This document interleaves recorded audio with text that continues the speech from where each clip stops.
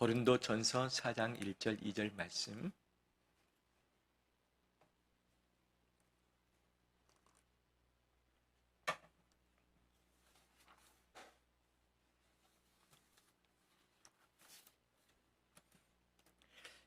함께 봉독하겠습니다.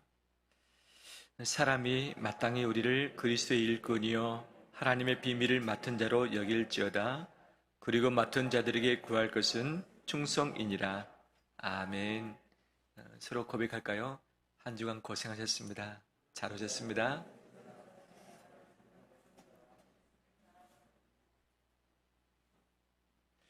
부부끼리 허니문 기간이 얼마나 지속될까요? 콩깍지가 끼워지는 때가 있지 않습니까? 먹는 것도 예쁘고 하는 짓도 다 좋아 보이고 무엇을 해도 밉지 않는 그런 기간들이 있죠. 근데 이 콩깍지 기간이 짧으면 45일 또는 60일 정도 간다고 그러죠. 허니문 기간은 얼마나 갈까요? 보통 1년, 길면 3년 정도를 이야기하기도 하지만 요즘에는 바쁜 시대라서 이 시간도 많이 단축이 됐다고 그러죠.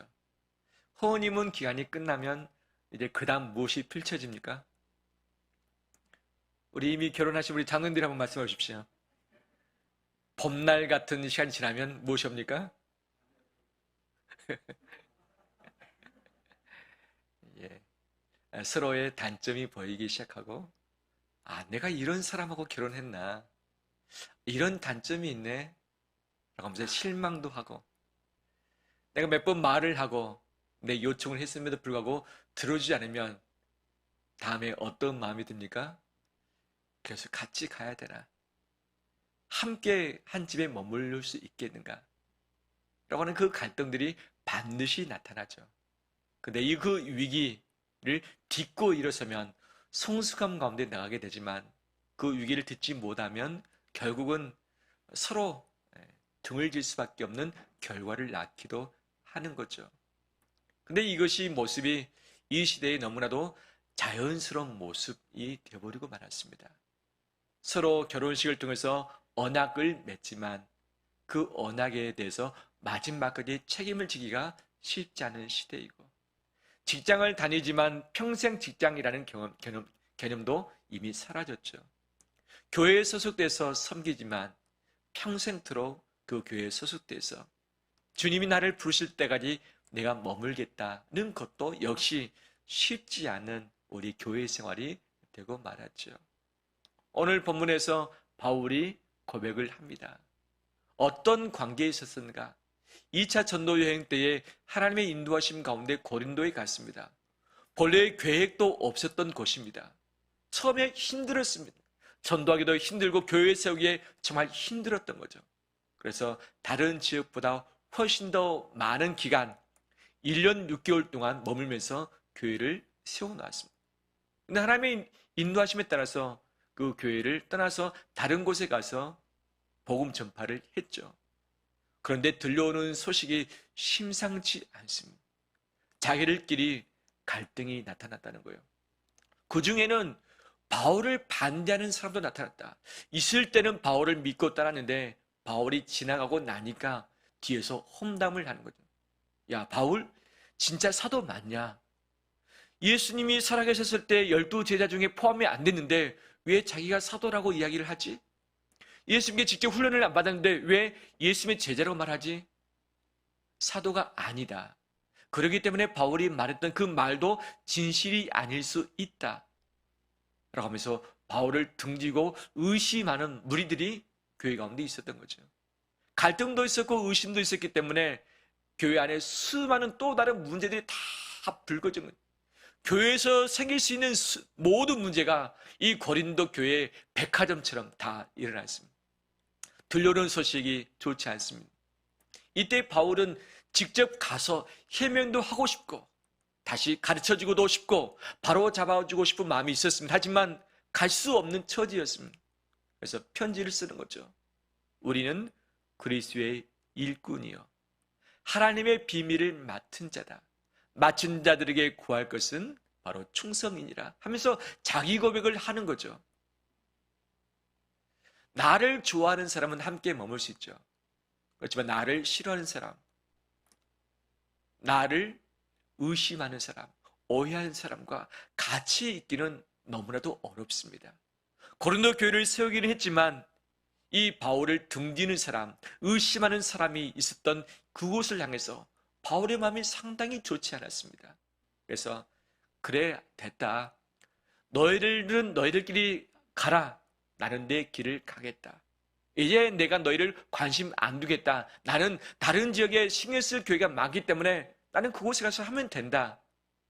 라고 하면서 마음의 선을 다 그을 수도 있었을 것입니다.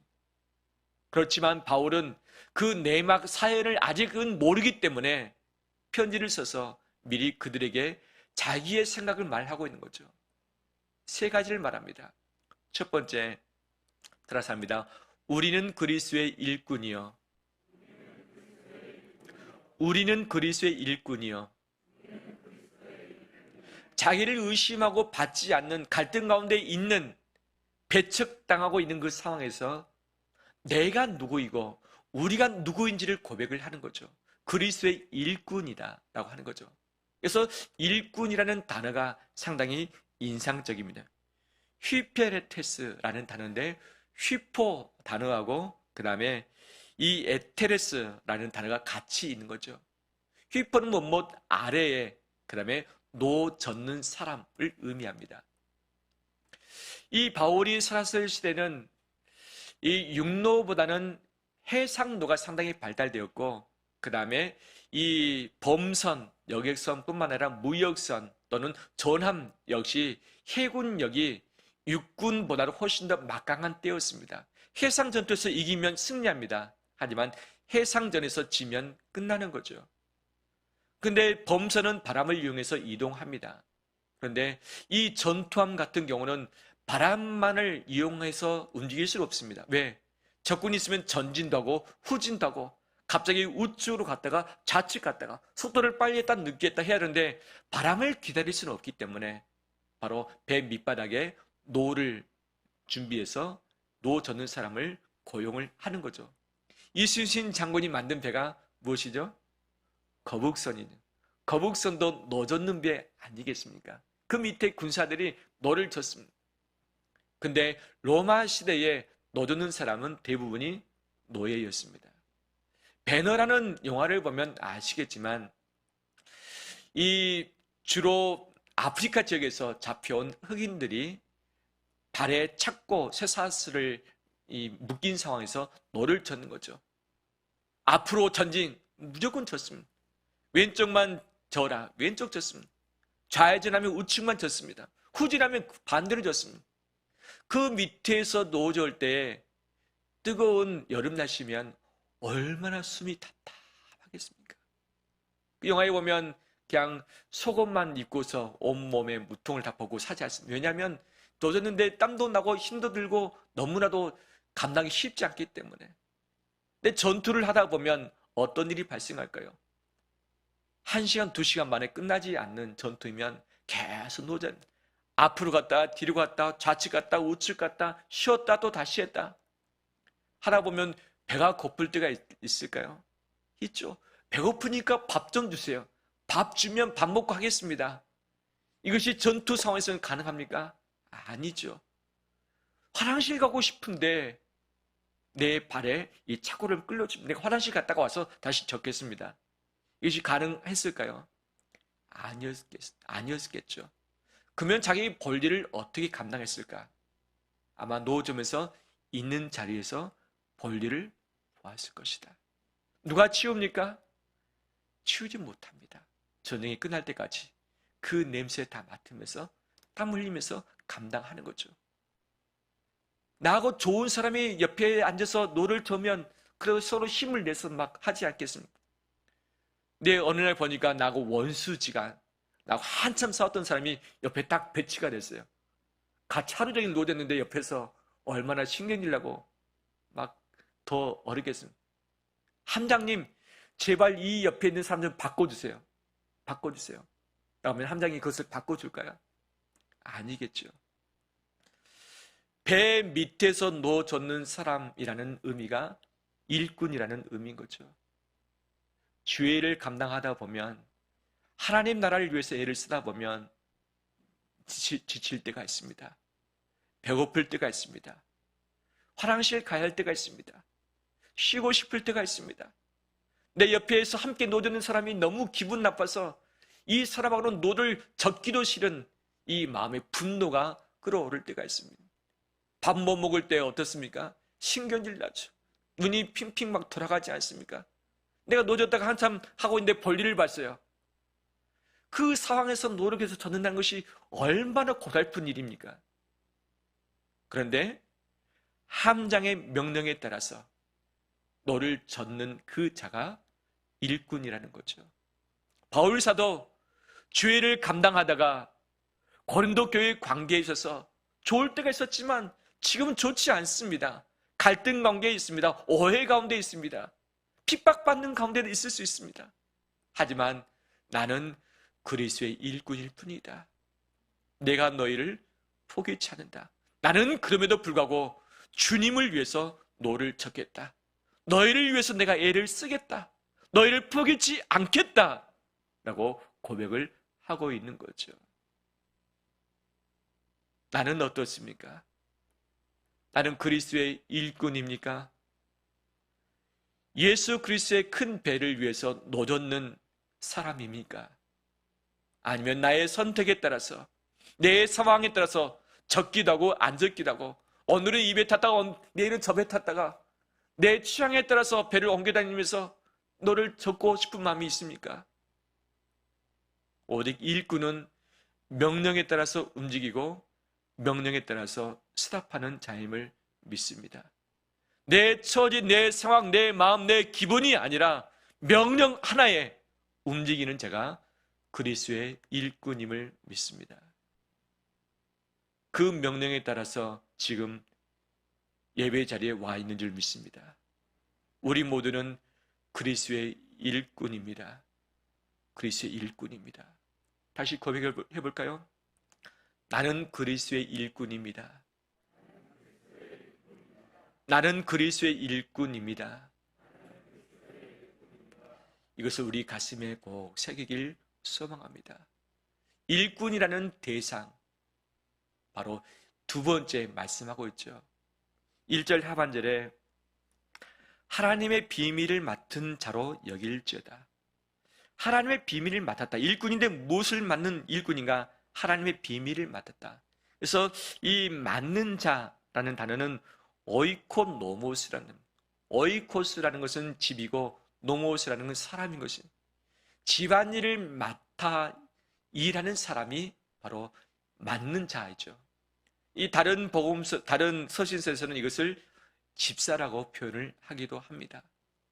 집의 일꾼, 주인은 아니지만 주인이 맡겨진 일을 감당하는 사람, 바로 이 청지기인 것이죠. 근데 어떤 청지기입니까?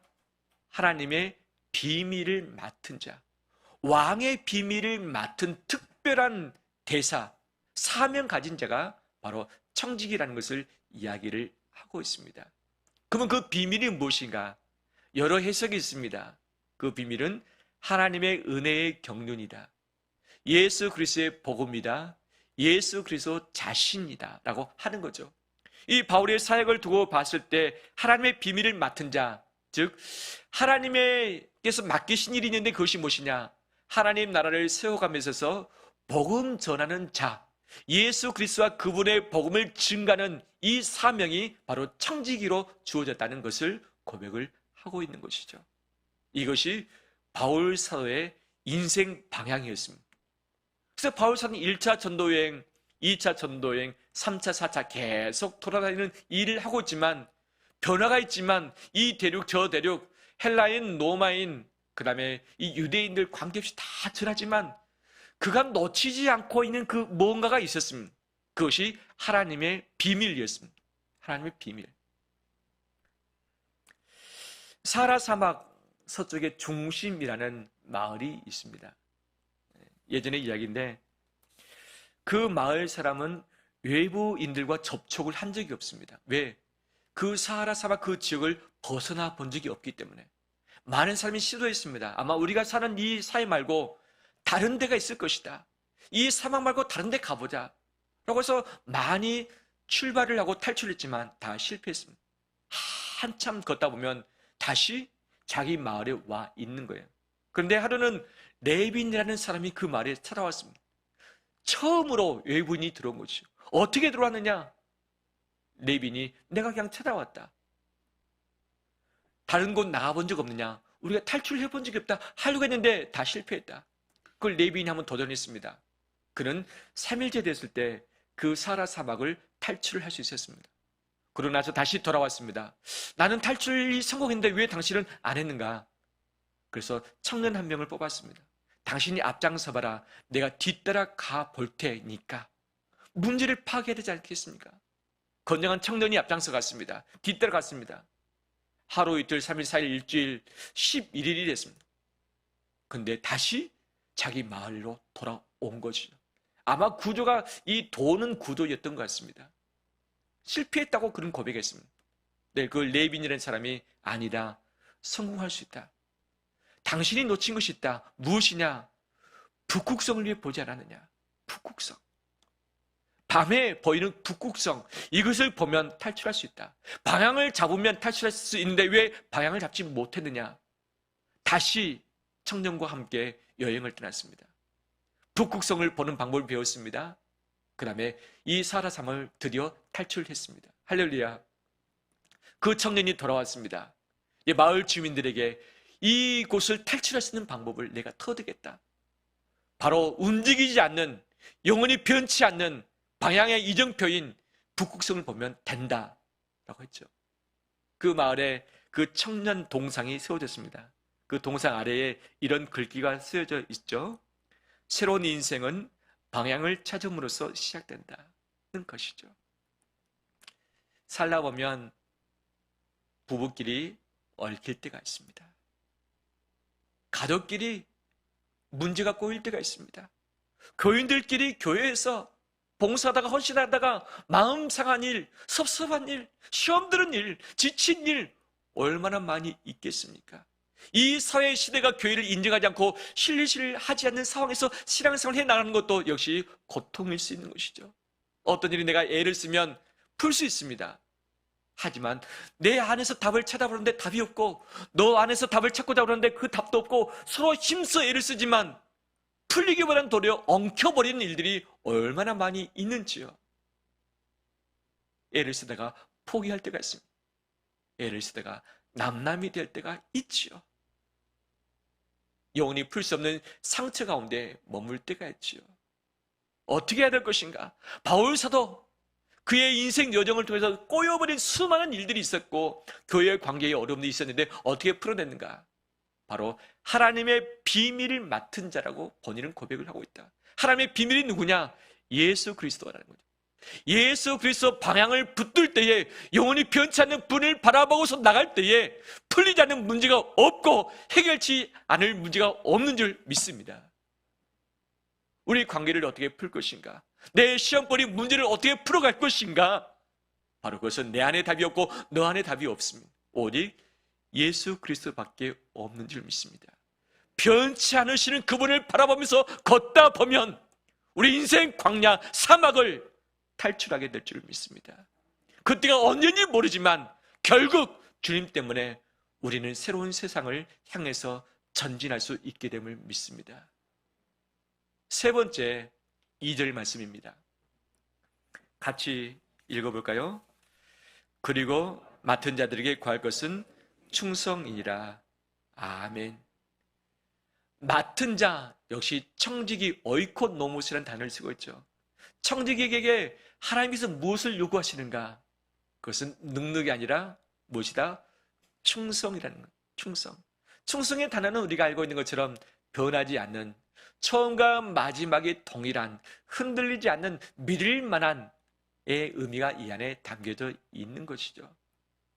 변할 수 있는 수많은 이유가 있습니다. 수많은 이유를 줄여가는 것이 충성인 것이죠. 서로 함께 하기로 했다면, 서로 하나님 나라를 섬긴다면, 내가 할 수 없는, 변할 수밖에 없는 상황이지만 그럼에도 불구하고 그 자리를 지키는 것이 충성인 것이죠. 영국의 어느 한 교회에서 있었던 일입니다. 두 명의 청년이 시골교회를 다니다가 이제 도시로 올라왔습니다. 도시 교회에 갔더니 크기도 하고 사람도 많습니다. 그런데 실망했습니다. 왜? 자기에게 관심을 주는 사람이 없는 거죠. 시골에서는 다 알기 때문에 서로 정도 나누고 서로 함께 신앙생활 하면서 즐겁기도 했었는데 그 어떤 누구도 말을 걸어주지 않는 거예요. 아는 체 하지 않고 관계를 안 맺는 거예요. 각각 알아서 하는 거죠. 근데 그 기간이 1년이 됐습니다. 두 청년이 다 지쳤습니다. 고민했습니다. 내가 이곳에 머물러야 할 것인가? 이곳을 떠나야 할 것인가? 두 청년이 작정 기도를 하기 시작했습니다. 한 청년은 이런 기도를 하나님께 드렸죠. 하나님, 제가 다음 주까지 기다려 보겠습니다. 다음 주일 교회 갔는데도 저에게 말을 거는 사람이 없으면 이 교회를 떠나라는 하나님의 사인으로 받겠습니다. 기도를 했습니다. 또 한 청년은 어떻게 기도했느냐? 하나님, 다음 주까지 제가 기다려 보겠습니다. 만약에 한 명도 제게 말을 걸어오지 않는다면 이제는 제가 먼저 말 걸겠습니다. 기도를 했던 거죠. 그 다음 주가 됐습니다. 기도 응답이 이루어졌을까요? 이루어지지 않았습니다. 똑같습니다. 말 걸어준 사람이 없었습니다. 한 청년은 그곳을 떠났습니다. 한 청년은 본인이 그 문제를 알기 때문에 내가 이 문제를 해결해 보겠다라고 해서 뛰어들었던 거죠. 그리고 나서 봉사를 하기 시작했는데 주일학교에서 가르치는 은사가 자기 안에 있다는 것을 알았습니다. 그러고 나서 하나님이 그를 부르셨습니다. 목회자로. 신학 공부를 하고서 목회자로 섬기기 시작을 했었던 거죠. 그 사람이 누구냐? 청교도 시대를 대표하는 리처드 백스터 목사님이었습니다. 똑같은 일을 놓고서 봤을 때 문제 때문에 떠나는 경우가 있는가 하면 문제 때문에 머물러야 할 이유를 찾는 경우가 있다는 거죠. 충성이 무엇이냐? 떠날 이유를 찾지 않고 내가 머물러야 할 이유를 찾자 나서는 것, 이것인 것을 우리에게 교훈을 해주고 있는 것이죠. 아프리카에서 50년 동안 선교 사역을 했었던 노 부부가 있었습니다. 미국 본국에서 이제 은퇴 나이가 됐으니 돌아오시라라고 이제 명을 내렸습니다. 그 명에 따라서 모든 거 다 정리하고 이제 가지고 있는 이 몇 가지 도구를 챙겨서 이제 드디어 왔습니다. 배를 타고 왔는데 수많은 사람들이 와서 환영하면서 막 안겼습니다. 자기 가족들을 만나서 얼싸안고 막 수고했다면서 짐도 들어주고 차 타고 다 갔습니다. 근데 이 노 부부를 반겨주는 사람이 아무도 없었습니다. 짐이 많았는데 짐을 들어줄 사람도 없었고 짐을 새로운 집까지 태워다 줄 사람도 없었습니다. 선교 본국하고 서로 왕래를 했는데 시간이 서로 달랐던 거예요. 날짜가 달랐던 거죠. 그래서 선교 본국에서도 나와보지 못했던 거죠. 이때 이 두 부부가 큰 시험에 들었습니다. 특히 누구에게 시험에 들었는가?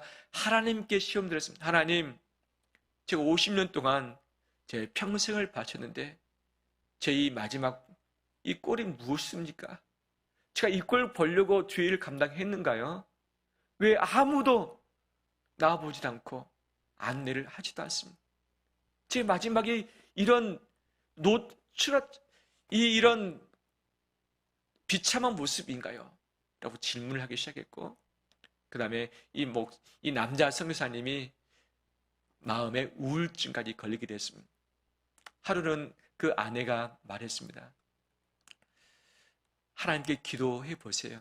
하나님께 여쭈어 보세요. 왜 그랬는지. 그래서 문을 닫고서 방에 들어가서 기도했습니다.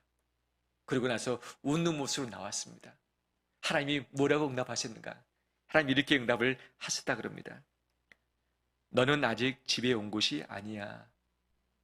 너는 아직 집에 온 것이 아니야. 마지막 반겨줄 자가 하나님인데 너는 아직 내게 오지 않았어. 너 내게 오면 내가 위로해주고 하나 줄게. 아직은 이곳은 아니야. 이 마음 때문에 모든 섭섭함, 시험불이 다 씻어버리고 마지막 생을 다시 새롭게 시작했다고 하는 일화가 있는 거지요. 왜 우리의 마음이 변질될까요? 사람에 대한 기대입니다. 사람이 나를 알아주길 원하는 그런 마음인 거죠. 이것은 지극히 당연한 것이죠. 당연한 부분입니다. 하지만 하나님께서만 채우셔야 할 영역이 있는데 그 부분까지도 사람을 통해서 체험받길 원할 때에 스스로 실족할 수밖에 없다는 것이 우리의 약함 아니겠습니까? 바울사도 주의사역 감당하다가 이 고린도 교회 감당하다가 얼마나 많이 실망하고 실족했겠습니까? 하지만 바울사도 이렇게 말합니다. 잊지 않았지만 5절 말씀을 제가 읽어보겠습니다. 그러므로 때가 이르기 전 곧 주께서 오시기까지 아무것도 판단하지 말라. 그가 어두움에 감추인 것들을 드러내고 마음의 뜻을 나타내시리니 그때에 예수께서 오실 때죠. 그때에 각 사람에게 하나님으로부터 칭찬이 있으리라. 칭찬이 있으리라. 충성된 자에게 주시는 하나님의 선물인 것이죠. 우리의 충성은 하나님이 알아주십니다. 하나님의 칭찬이 있습니다. 하나님의 상급이 있는 것이죠. 이것을 서로 가족끼리, 부부끼리 또는 교인들끼리 교회에서 이것을 내가 살았을 때에 다 체험받기를 원한다면 누구든지 실족해서 시험 들 수밖에 없다는 것을 이야기하고 있는 거죠. 말씀을 마무리합니다. 살다 보면 부부끼리, 교인들끼리 여러 가지 많은 온도차, 신앙 차이, 또 다른 것 때문에 갈등이 발생할 수밖에 없습니다. 이것은 필연적인 과정인 것이죠. 허니문의 좋은 관계도 있지만 이것이 지나고 나면 반드시 스트럭을 단계에 갈 수밖에 없는 거죠. 이것을 성숙함으로 감당해야 되는데 이때 우리가 붙들어야 할 메시지가 무엇인가? 나는 그리스도의 일꾼입니다. 나는 하나님의 일꾼을, 하나님의 비밀을 맡은 청직입니다. 하나님께서 저에게 원하신 것은 충성인 줄 믿습니다. 이 세 가지를 붙들 때에 어떤 여건이든 간에 감당하게 나가게 될 줄 믿습니다. 그 모든 세 가지의 포인트는 예수 그리스도이십니다. 예수 그리스도이십니다. 그분 안에 답이 있고 그분 안에 해결점이 있습니다. 그분께 충성되어 나가는 우리 되시기를 주의 이름으로 축원합니다.